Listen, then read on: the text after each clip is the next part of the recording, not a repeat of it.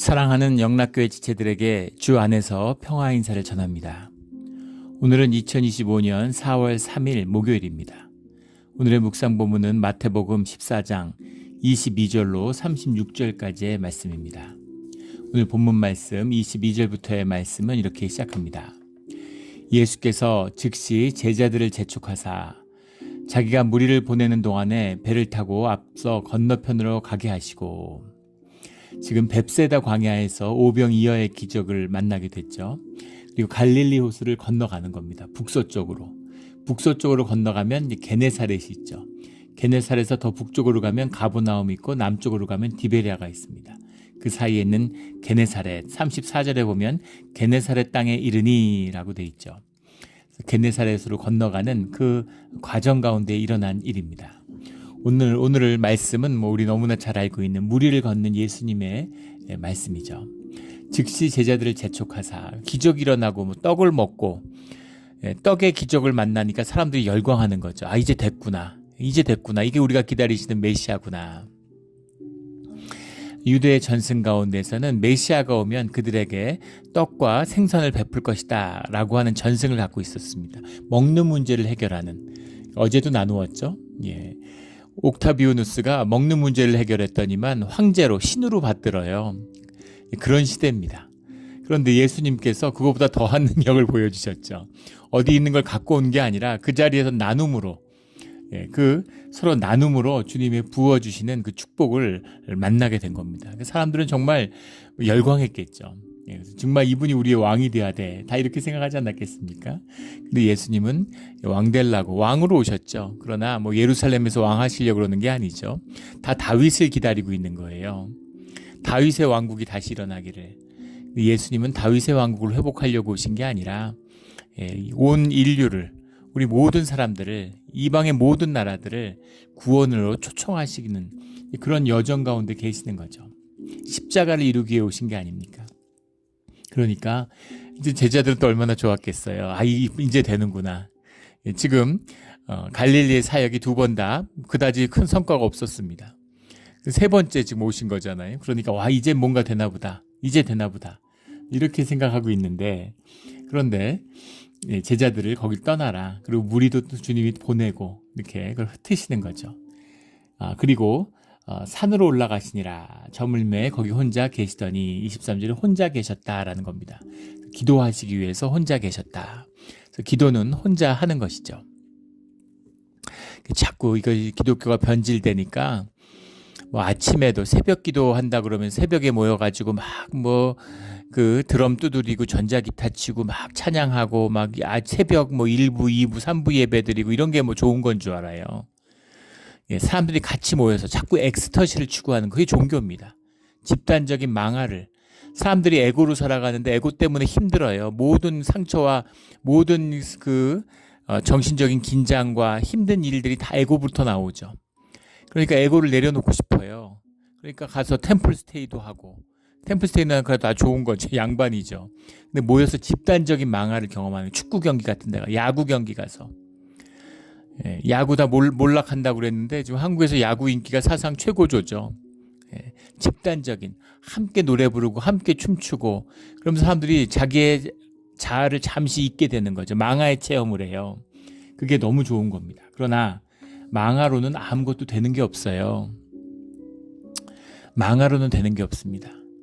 더 위험한 건 사람들이 집단적으로 모이면 집단악이 일어나기 때문에 망화의 체험, 모라의 체험이 사람들을 집단적인 죄로, 악으로 몰아갈 수 있다는 겁니다. 굉장히 조심하고 무서운 거예요, 사실은. 우상 숭배가 다 망화 체험이죠. 약에 취해가지고 집단 혼음을 하고 그런 것. 사람들이 좋아하는 걸 다 결합시킨 거 아니에요. 그런 거는 주님이 이제 기뻐하시지 않죠. 혼자 있어야 되는 겁니다. 주님을 만나는 거예요. 주님을 내가 인격적으로, 우리가 공동체의 삶을 살아가는데 양측면이 있죠. 주님을 혼자 만나는 시간이 있어야 됩니다. 조용히 주님 앞에 나아가서 주님과 대화하고 주님의 음성을 듣고 주님 앞에 머무는 그런 시간이 있어야 돼요. 그래야 말씀이 열리고, 그래야 주님과 교제하고, 그래야 주님의 인도하심을 받고, 그래야 주님 가운데 코이노니아가 피어나는 겁니다. 주님의 음성을 듣지 않는데, 주님의 말씀이 함께하지 않는데 사람들끼리 모여서 친해지려고 그러고 자꾸 모이면은 그러면 지옥도가 열리는 거죠. 심지어 가족도, 부모 뱃속에서 나와서 함께 자란 형제들도 서로 원수져요. 주님과 함께 만나는 혼자 있는 시간이 있어야 되는 겁니다. 혼자서 조용한 시간에 주님 앞에 나아가는, 예수님이 그걸 보여주고 계시는 거죠. 예수님의 이적과 주님의 말씀이 예수님의 생애 가운데 하나가 되셨죠. 그걸 우리에게 보여주시잖아요. 심지어 예수님도 우리에게 보여주시는 거죠. 그래서 주님이 혼자 기도하시는, 주님과 함께하는 방법이고 주님과 동행하는 길이다라는 것을 보여주고 있는 것입니다. 우리 조용히 혼자서 주님을 만나는 우리 모두가 되기를 주의 이름으로 축원합니다. 24절에 배가 이미 육지에서 술이나 떠나서 바람이 거스름으로 물결로 말미암아 고난을 당하더라. 바다라고 하는 것도 이제 무질서의 표상이죠. 어둠, 거기다가 바람도 어디서 오고 어디로 갈지 모르는 바람의 그 두려움이죠. 영적인 것을 또 표상하잖아요. 바람이 거스름으로 물결이 일어나는데 고난을 당하더라. 주님과 떠나자마자 그의 제자들이 그 바닷가로 나가자마자, 갈릴리 바닷가로 호숫가로 나가자마자 바람이 불어서 물결이 침으로 큰 고난을 당했다라는 겁니다.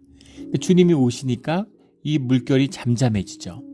주님의 통치하는 곳에서는 현상이 본질에게 임하면, 현상이라는 것은 본질의 껍데기니까 본질이 회복되면 껍데기라는 것은 떠나가게 되는 거죠. 본질이 실제화되니까.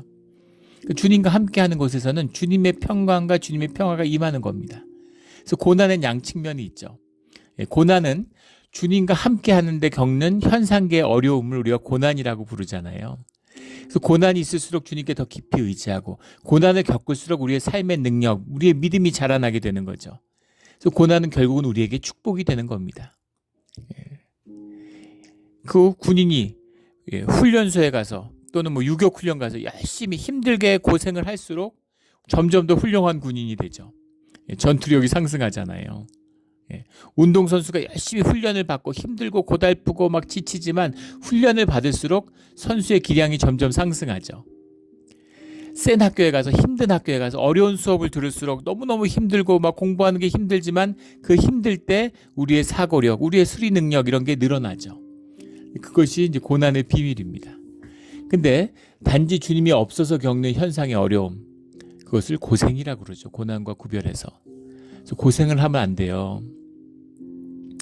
고생을 하면 사람이 삭습니다. 사람이 아주 완고해지고 독해져요. 그래서 고생한 사람들은 에고가 점점 강해지기 때문에 딱 보면 알죠. 고생한 사람은 티가 납니다. 고생한 사람은 저기 한 30m 밖에서 봐도 알아요.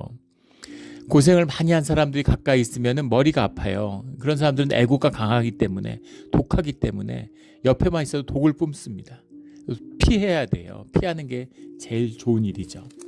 고난을 겪은 사람, 현상으로 보면 차이가 없어 보이죠. 똑같이 와서 고생한 것처럼 보이지만 주 안에서 고난을 겪은 사람은 사람이 인격의 향기가 나고 성품이 자라나요.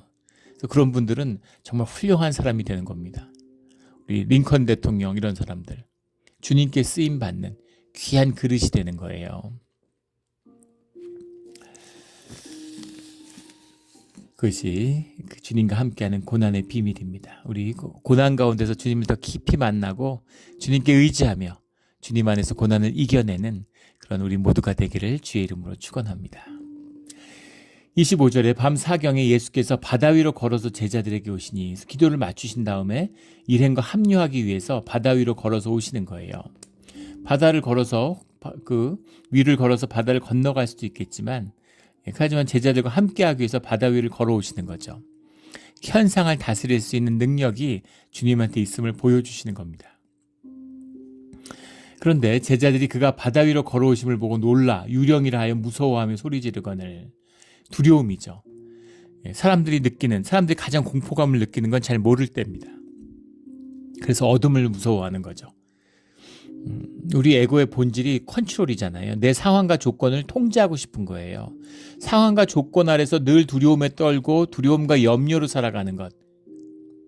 배회하고 방황하고 유리하며 성을 쌓는 것이 죄성을 가진 가인의 죄 이후에 나타나는 인간의 본능 중에 하나죠. 늘 두려워해요. 늘 무서운 겁니다. 상황을 통제하고 싶어요. 근데 인간의 비극은 뭡니까? 상황을 통제하고 싶은데 통제가 안 되죠. 통제가 안 됩니다. 그래서 통제가 되는 것 같은 일루전을 만들어요. 환상을 만듭니다. 그걸로 자기 자신을 속이죠. 그게 에고죠. 나는 부족해, 나는 연약해, 용납할 수 없는 거죠. 그래서 멋지고 결단력 있고 성실하고 늘 완벽하고 이런 내 에고를 만들어요. 가짜 에고를. 그리고 그 에고를 건드리면 정말 분노하는 거죠. 그리고 그 에고를 실현하는 것, 자아를 실현하는 게 인생인 줄 알아요. 그래서 현실을 통제할수록 부인도 통제하려고 그러고 자식도 통제하려고 그러고 사업도 통제하려고 그러고 그래서 그 모든 것들의 생명을 다 죽이는 거죠. 에고와 에고가 부딪히면 어떻게 되겠습니까? 서로가 통제하려고 그러는데 죽기 살기로 싸우는 거예요. 부부로 만났는데도 서로 그냥 싸우고 원수가 되고 이게 다 에고의 문제죠. 에고가 통제가 안 된다고 하는 그게 제일 무서워하는 거죠. 사람들이. 두려운 거예요. 유령이다. 바다 위로 사람이 걸을 수 있습니까? 100% 사람이 예수님인데 바다 위를 걸어오시니까 충격을 받는 거죠.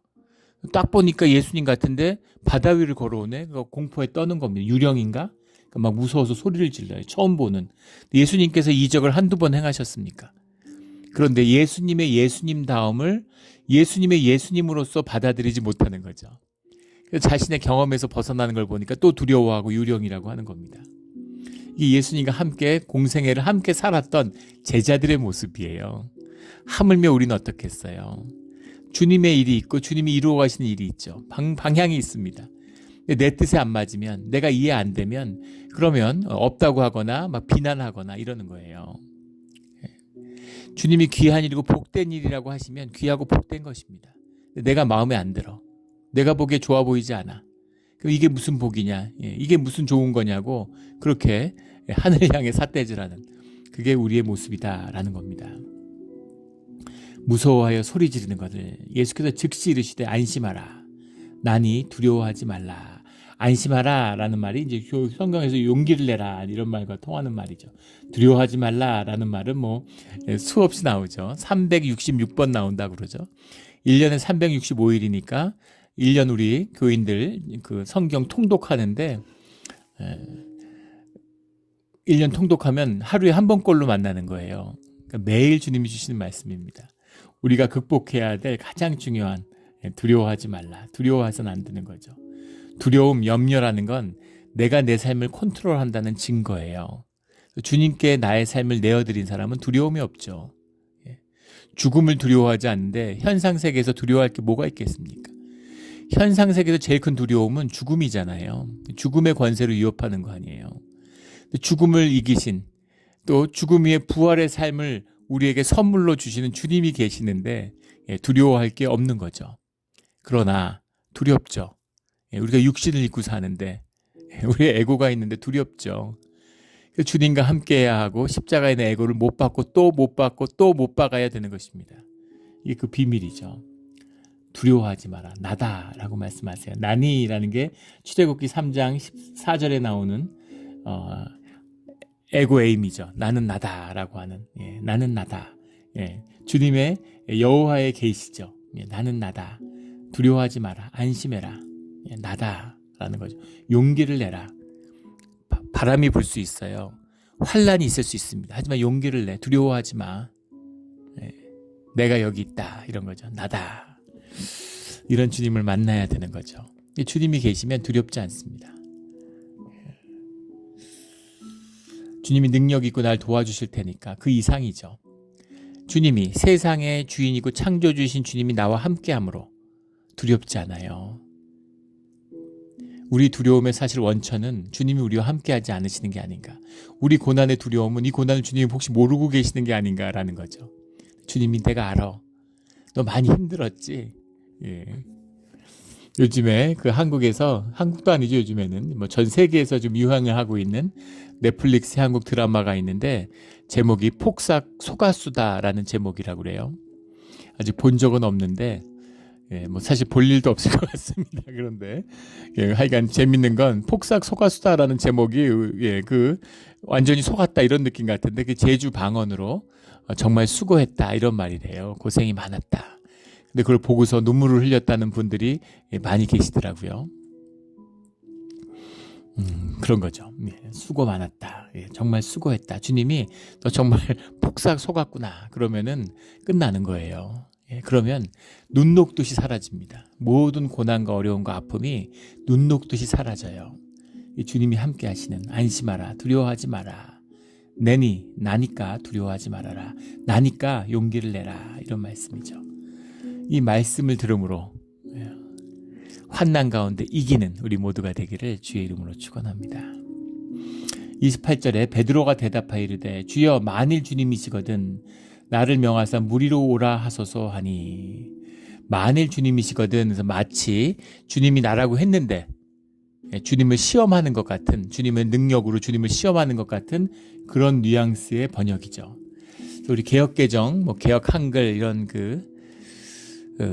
성경을 읽을 때 참 아쉬운 점들이 여러 번 만나게 됩니다. 우리 매번 만나게 되죠. 참 아쉬운 점들이 있는데 원문의 정확한 문법적인 해석을 하면 과연 주님이시군요 이런 뜻입니다. 주님이셨군요. 주님이군요. 주님이 이적과 기적을 행하시는 분, 주님의 능력을 알아요 베드로는. 그러니까 주님이군요. 그럼 나를 명하소서 무리로 오라 하소서 이런 말입니다. 주님은 그렇게 하실 수 있는 분이니까. 내가 할 수 있는 일은 너희도 다 할 수 있고 더 큰 일도 할 수 있다고 주님이 말씀하셨잖아요. 그러니까 주님이 무리를 걷네? 그럼 나도 걸을 수 있지. 주님의 말씀을 기억하고 있으니까. 주님이셨군요. 그럼 나를 오라고 그러세요. 나도 무리로 걷게. 이런 얘기입니다. 믿음의 고백인 것이죠. 베드로가 믿음의 고백을 드리는 거예요. 주님이라면 한번 해보세요. 이런 얘기가 아니라는 겁니다.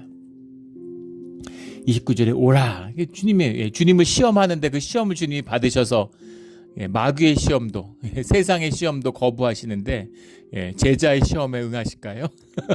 베드로의 시험에 내가 나라는 걸 입증하기 주님은 그런 거 절대 안 하세요. 주님은 그냥 주님이신 거예요. 나는 난 겁니다. 내가 나를 입증하기 위해서 시험에 들 이유가 하나도 없죠. 나는 난데. 내가 나를 입증할 필요가 뭐가 있어요. 내가 난데. 그럴 이유가 하나도 없는 거죠.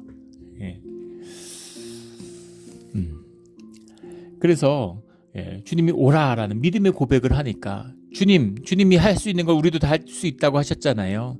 주님이 무리를 걸으시니까 그럼 나도 걸을 수 있는 거 아닙니까? 저라고 오라고 해주세요. 말씀으로 오라고 해주세요.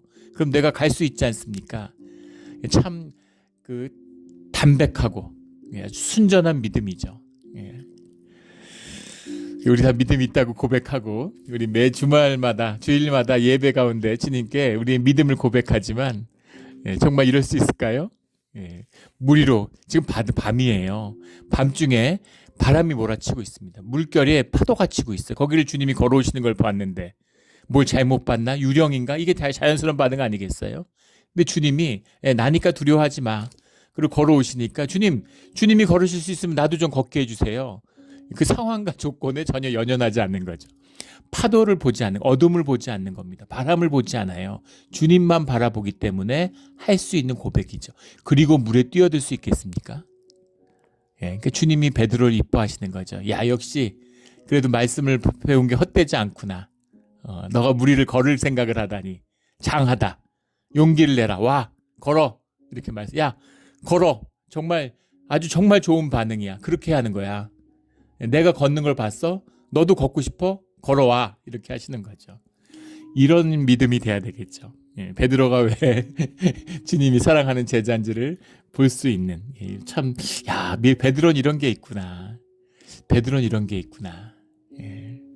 이 베드로의 멋진 점이에요. 물론 베드로가 좀 허세도 있고 거짓말도 하고 이러지만은 베드로가 멋진 부분을 주님이 보시는 거. 우리 다 마찬가지죠. 우리가 시원찮고 빌빌하는 모습이 다 있습니다. 그러나 주님이 우리의 가장 귀한 것, 주님이 주신 것을 보세요. 그거 하나로 보는 겁니다. 우리가 자식을 보면 그렇잖아요. 자식이 시원찮은 점, 마음에 안 드는 점이 많죠.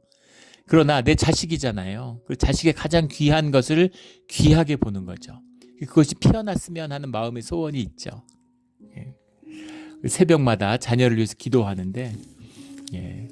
교회 다니는데 어떻게 새벽마다 자녀를 위해서 기도하지 않을 수가 있을까요? 신비죠. 자녀를 위해서 기도하는데 그 베드로를 바라보는 주님의 마음이 어떨까 이런 생각이 듭니다.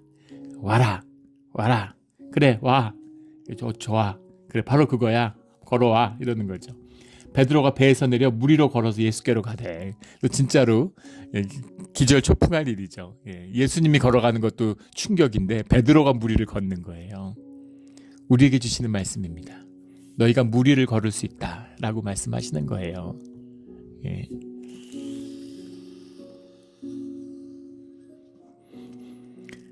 예전에 한 목사님이 훌륭한 목사님이신데 원로 목사님이신데 그 젊었을 때 그런 신앙에 대한 어떤 여정 이런 거를 고백하시면서 하나님 말씀을 진짜 있는 그대로 믿고 물 위를 거둘 수 있다고 믿고서 물 위를 걸으려고 하다 물에 빠진 게 한두 번이 아니라고 무슨 젊은 시절의 얘기죠. 그런 믿음이 있어야죠. 믿음으로 한번 해보는 겁니다. 근데 물론 그것 자체가 주님을 시험하는 일이죠. 물 위를 걸을 일이 있을 때 걷는 거지 무슨 나한테 능력을 주셔가지고 그게 되나 안 되나 이런 그게 시험이죠. 그게 시험이죠. 그럼 주님은 시험에 들지 않으시죠. 물 위를 걸을 이유가 있어야 되는 것이죠. 주님께 가기 위해서 물 위를 걷는 거잖아요. 물 위를 걷는다는 것은 환경과 조건에 구애받지 않고 믿음으로 살아간다는 얘기입니다. 그게 물 위를 걷는 기적이에요. 쉽지 않죠. 쉽지 않습니다. 반대로 사는 게 세상이잖아요. 환경과 조건만 좋으면 나는 아주 잘 살 수 있어. 돈만 있으면 내 삶에 아무 문제 없어. 이런 식이죠. 그럴까요? 그게 아닌 걸 알죠. 그게 아닌 걸 돈이 있으면 좀 편리하고 돈이 있으면 좀 편해지죠. 그렇다고 삶의 문제가 하나도 해결되지 않고 내가 하나도 해결할 수 없음을 알죠. 주님을 바라보며 바다의 위를 걷는 이 오늘 말씀의 핵심입니다. 주님을 바라보며 바다의 위를 걸어가야 되는 것이죠. 우리 바다의 위를 걷는 우리 모두가 되기를 주의 이름으로 축원합니다. 30절에 바람을 보고 무서워 빠져가는지라. 근데 주님을 보고 걸어갔는데 바람을 보니까 두려운 거죠. 주님을 바라볼 때는 주님만 보고 막 걸어갔는데 기쁜 마음에 근데 가다 보니까 겁나잖아요. 지금 물 위에 있고 거기다가 막 바람이 치고 베드로는 어부입니다. 그 제자들도 어부잖아요. 갈릴리 바닷가에서 뭐 하루 이틀 장사한 게 아니죠. 업이에요, 업. 누구보다 바다를 잘 알아요. 누구보다 물에 대해서 잘 압니다. 그런데 바람이 치고 막 이런 걸 보면서 두려움이 들었을 정도면 상황이 범상치 않다는 걸 알 수 있죠. 바람 한두 번 쳤겠습니까? 그리고 낚시는 원래 바다에 밤에 나가서 하는 거잖아요. 밤에 나가서 낚시를 하고 낮에 돌아오는데 그런데 밤에 낚시 한두 번은 바람 한두 번 파도 한두 번 받겠어요? 그런데 그걸 보고 두려움을 느꼈다면 이게 예사롭지 않다는 것이죠. 그런데 이 베드로가 뱃사람인 베드로가 어부 베드로가 이 환경을 보니까 바람을 보고 무서우니까 두려움이 오니까 빠져가는 거죠. 두려움이 들면 사람이 무기력해집니다. 그래서 항상 겁을 줘요. 대적의 무리들은 겁을 줍니다. 겁을 주면 무기력해져서 싸우지 못하는 걸 알기 때문이죠. 이게 거짓이 생명을 이기는 비법이에요. 그 물소 같은 거 보세요. 소가 있는데 들소 이런 거. 소가 뭐 그 1톤이 넘잖아요. 큰 거는 뭐 1.5톤 뭐 이런 아메리카 들소 같은 건 2톤 가는 것도 있다고 그래요. 어마어마하죠. 그런데 늑대떼가 늑대 같은 게 뭐 50kg 정도 되는데 뭐 그게 어떻게 그 들소를 잡아요? 물론 여러 마리가 공격하지만 들소도 떼가 많잖아요. 근데 공격하는 거 다 자연다큐 같은 거 보십시오. 고립시켜요. 계속 몰면서 그 고립시키는 겁니다. 그 중에 약한 애를 골라서 고립시키는 거죠. 그러니까 물 위에서 떨어져 나오게 만들. 무리끼리 같이 있으면 절대 들소를 사냥 못합니다. 들소의 떼에서 벗어나게 해야 되는 거죠. 근데 왜 벗어날까? 두려움 때문에 벗어난다는 거죠. 패닉이 돼서 공포에 사로잡혀서 살겠다고 무리를 뛰쳐나가는 거예요. 두려워도 무리를 지켜야 사는데 혼자 살겠다고 무리를 뛰쳐나가면 그 들소가 죽는 겁니다. 참 그렇죠. 너무 그 세상의 섭리와 똑같잖아요. 단절이죠. 단절시키고 고립시키는 거예요. 두 번째는 겁을 먹는 거죠. 겁을 먹으면 무기력해져요. 소가 설령 혼자 됐다 하더라도 1톤이 넘는 소가 50kg짜리 늑대 같은 거 사자라도 다 큰 수컷 사자도 250kg 나가는 수사자도 들이받으면 수사자가 치명타를 입죠. 죽어요. 그런데 겁을 먹으면 무기력한 겁니다. 꼼짝 가만히 있어요. 그럼 둘러싸고서 막 여기 물고 저기 물고 이래가지고 잡아먹죠. 이것이 두려움입니다. 단절과 두려움. 물에 빠져가는 거죠. 소리 지르는 거예요. 주님 나를 구원하소서. 소손 오늘 구원하단 말이 이제 여러 번 나오는데 구원하소서 소조라는 말이고 36절에 나오는 다 나음을 얻으니라 나았다라는 말도 소조라는 말에서 온 것이죠. 나를 구원하소서. 살려주십시오. 주님 살려주세요. 이러고 소리 지르는 거. 구원이라는 것. 복음은 모든 믿는 자를 구원하는 주님의 능력이다라는 것이 로마서 1장 16절에 나오죠. 그 말씀 그대로인 거죠. 구원하는 우리의 모든 어려움, 모든 힘든 것을 바꾸어 주는 것을 성경에서는 구원이라고 해요. 이것을 종교가 속여가지고 죽어서 천국 가는 게 구원인 것처럼 그런 식으로 속이고 있죠. 칩그레이스라고 그러잖아요. 가짜 복음인 거죠. 삶의 모든 문제를 해결해 주시는 주님의 살아계신 능력이 구원입니다. 주님 구원해 주십시오. 주님 살려 주십시오 이거예요. 우리가 무슨 일이 있어도 주님께 구원해 주십시오. 살려 주십시오 하고 기도하고 간구해야 되는 것이죠. 주님께서 손을 내밀어 그를 붙잡아 주시면서 믿음이 작은 자여 왜 의심하였느냐. 의심이 있으니까 두려움이 있고 두려움이 있으니까 환경 속에 빠져 들어가는 거죠. 배에 함께 오름에 주님이 함께 주님과 함께 이게 핵심 주님과 함께 하는 거예요. 주님과 함께 해야 되는 겁니다. 오름에 바람이 그치는지라. 주님이 그 배에 오르시니까 함께 하니까 바람이 그치는 겁니다. 처음부터 그치고 오시면 좋잖아요. 잔잔한 물에 걸어오시면은 그럼 제자들이 보지도 못했겠지만 조용히 오르시는 게 아니라 언제 오셨어요? 이런 게 아니라 그 두려움 속에서 그 폭풍을 치는 바람 속에서 주님을 바라보는 거죠. 유령인가 의심하고 두려움이 있고 그런데 믿음을 가진 자는 주님과 함께 물 위를 걷는 거예요. 주님과 함께 손을 잡고 배에 오르니까 그러니까 바람이 잠잠해지고 물도 잠잠해지는 거죠. 이 바람의 권세, 이 파도의 권세, 이 바다의 권세를 대적의 권세라고 생각했습니다. 그것을 그걸 다스릴 수 있는 권세를 가진 자, 메시아죠. 이 땅에 오신 여호와죠. 그러니까 사람들이 전부 다 예수께 절하며 진실로 하나님의 아들이로서이다 하더라. 주님을 경배하는 게 예배잖아요. 그러니까 예배의 자리가 됐다는 겁니다. 두려움의 자리, 공포의 자리, 죽음을 두려워하는 그 두려움의 자리, 의심의 자리가 믿음의 자리가 되고 그리고 주님을 경배하는 자리가 됐다. 주님과 함께 하니까 이게 고난 가운데서 만나는 주님의 비밀이죠. 오늘 극적인 사건이지만 우리가 늘 만나고 있고 또 만나야 하는 사건이기도 합니다. 그들이 건너가 게네사렛 땅에 이르니 34절에 그곳 사람들이 예수이신 줄 알고 근방에 두루 통자의 모든 병든 자를 예수께 데리고 와서 예수님께 나은 자들이 있잖아요 동네에. 그러니까 예수님 또 오셨네 이러니까 막 다 난리가 난 거죠. 그러니까 사람들을 막 가서 데리고 오고 업고 오고 들고 오고 그랬겠죠. 다만 예수의 옷자락에라도 손을 대게 하시기를 간구하니 그러니까 사람들이 너무 많이 오니까 일일이 기도하고 그렇게 시간이 없고 기다려야 되고 그러니까 손끝이라도 옷깃이라도 잡겠다는 간절한 믿음으로 그렇게 옷이라도 좀 붙잡게 해주십시오. 그렇게 하라고 말씀하신 거예요. 옷을 잡는다고 낫는다는 게 이상하잖아요. 하지만 주님이 허락하시면 안 될 게 없는 거죠. 그래서 그걸 간구하니까 손을 대는 자는 다 나음을 얻으니라. 디아소테산이란 말인데 디아라는 말이 다 낫다 이렇게 했는데 완전히 이런 completely 이런 겁니다. 디아와 소조가 만난 거죠. 소조라는 거 아까 save 고치다는 뜻도 있고 구하다 이런 뜻도 있는 구원하소서 할 때 그 소조죠. 그래서 완전히 구원했다 이런 말입니다. 완전히 구원했다는 거는 온 사람 다 구했다라는 얘기가 아니라 온 사람 다 고쳤다라는 얘기가 아니라 그 사람의 아픈 자리가 완전히 회복됐다는 뜻이 들어있는 거죠. 그 아픔이 왜 왔겠어요? 재수없어 아팠을까요? 우리 삶의 모든 아픔은 사실은 우리의 삶과 연관이 된 거죠. 내가 먹는 음식이 내 3년 뒤에 몸이라고 하잖아요. 그 우리의 생명, 우리의 면역력, 생명력이라는 건 세상의 모든 질병을 이길 힘을 갖고 있습니다. 심지어 아프리카에서는 에이즈를 이기는 그런 유전자를 가진 여성들이 있잖아요. 그 한 100여 명 발견돼 있는데 그 피가 전 세계 의료기관에서 진짜 금값이라고 그러죠. 그 현혈에서 피를 좀 얻으려고 연구하는 데 중요하니까. 그래서 완전히 귀한 몸. 그분들 모시려고 아주 난리라는 거예요. 또 아프가니스탄에 있는 어떤 그 부족인데 거기에는 그 사람들이 진통을 안 느낀다는 거예요.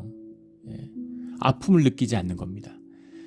그 사람들을 데려다가 미국의 제약회사에서 연구를 해가지고 최근에 굉장히 혁신적인 진통제가 나왔죠. 보통 화학 성분으로 해서 간을 이제 건드리거나 뭐 그런 거잖아요. 그게 이제 진통제의 문제 아니면 중독성이 있거나. 그런데 전혀 이제 그것과 다른 계통의 진통제가 나와서 좀 이름은 기억이 안 나는데 그래서 뭐 아주 센세이셔널 했었죠. 전혀 다른 진통의 길이 열린다. 간이 손상되지 않고 그 다음에 중독되지 않는다 그러면 진통제라는 거 얼마든지 써도 되는 거잖아요. 그럼 환자들을 치료하는데 아픈데 지금 치료받을 때 아픈 게 제일 문제잖아요. 근데 아프지 않으면 뭐가 문제? 무슨 치료받든 무슨 문제입니까? 이 인간의 생명이라는 게 참 신비하구나. 정말 놀랍구나. 능력이라는 게. 우리 약을 주면 위약 효과라는 게 있잖아요. 플라시보 효과라고. 진짜 약하고 가짜 약 주면서 이게 다 먹으면 낫는다 그러면 먹는 효과가 똑같은 거예요. 위약 실험이라는 걸 꼭 하잖아요. 진짜 약인지. 근데 재밌는 건 사람이 약이라고 믿고 먹으면 다 약이 된다는 거예요. 예전에도 나눈 적이 있죠. 쇠젓가락을 불에 굽는 걸 보여준 다음에 눈을 가린 다음에 갑자기 그 젓가락을 딴 젓가락을 가져다가 살에 딱 대는 겁니다. 으악 하고 놀래요. 우리 뇌가 뜨거운 게 닿다고 생각하니까 뜨거운 반응을 하는 거죠. 악 하고 뜨겁다고. 안 뜨거운 그냥 실온을 갖다 댔는데 그런 실험 많잖아요. 물 같은 거.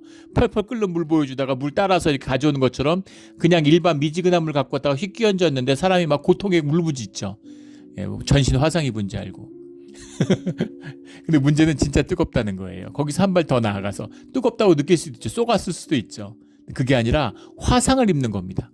뜨겁지 않은데 화상 현상이 나도 피부가 상해요. 기가 막히지 않습니까? 이게 우리 인간의 정신이에요.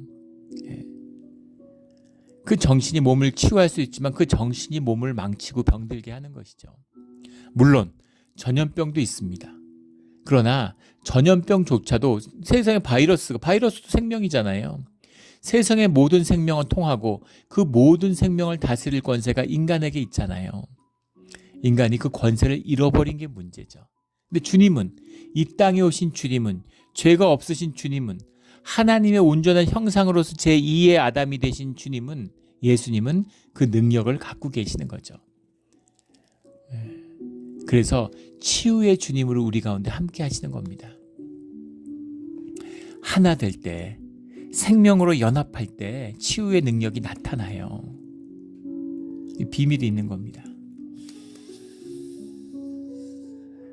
손을 대게 하시길 간구하니 손을 대는 자는 다 나음을 얻었느니라. 이것은 아픈 것도 나았지만 우리의 마음의 상처와 오래된 고통과 묶임과 멍해와 원망과 한과 슬픔과 그 모든 것에 대한 완전한 치유를 해주셨다. 이런 뜻이 들어있는 것이죠. 이것이 다 나음을 받는 것입니다. 우리 주님을 만남으로 정말 믿음으로 주님의 옷깃이라도 붙들어서 다 나음을 받는, 옷깃이 뭡니까? 손을 붙들고 주님과 함께 배에 오르는, 주님을 바라보며 바다 위를 걸어가는 그런 믿음의 자녀들이 되기를 예수 그리스도의 이름으로 축원합니다. 아멘. 기도드리겠습니다. 하나님 아버지 감사합니다. 우리에게 귀한 믿음을 보여주시니 감사합니다. 믿음의 자녀가 되어서 오직 의인은 믿음으로 살리라, 믿음으로 믿음에 이르게 된다라는 주님의 말씀을 오늘 우리에게 이루어 주시옵소서. 주님만을 바라보며 환경과 조건을 다스리며 바다의 위를 걸어가는 믿음의 자녀가 되기를 소원합니다. 감사하며 예수 그리스도 이름으로 기도드렸습니다. 아멘.